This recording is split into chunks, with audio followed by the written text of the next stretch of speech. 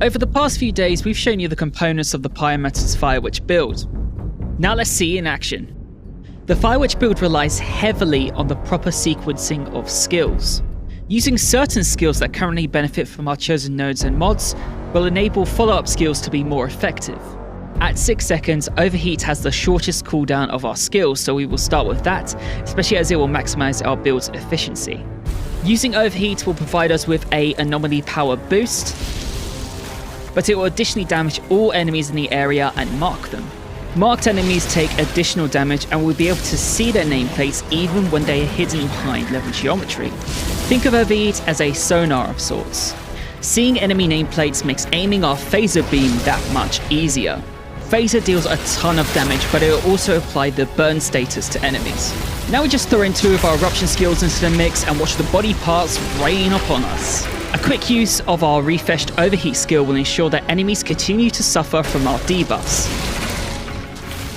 Using Eruption for the 3rd time will trigger its cooldown, meaning that we now have to switch back and forth between Phaser and Overheat until Eruption is available again. Our Inferno Seed weapon will additionally inflict burn onto enemies, which our Overheat skill can take great advantage of. We can then use our guns to pick off individual enemies until our skill combos are ready to be used again. The key to this build will rely on your ability to hit as many enemies as possible with each Phaser beam and Eruption. To do so, you will need to keep on the move to ensure you can always line up as many enemies as possible.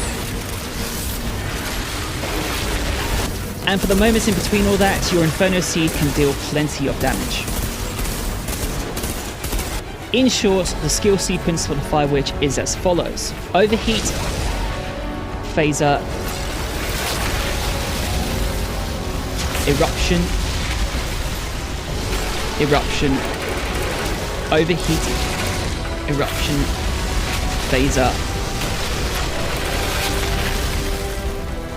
Overheat.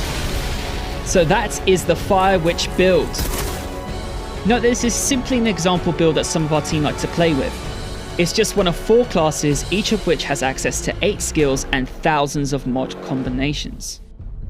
You can of course create your own builds and modifications in order to personalize your Outriders experience, and we look forward to seeing what you come up with.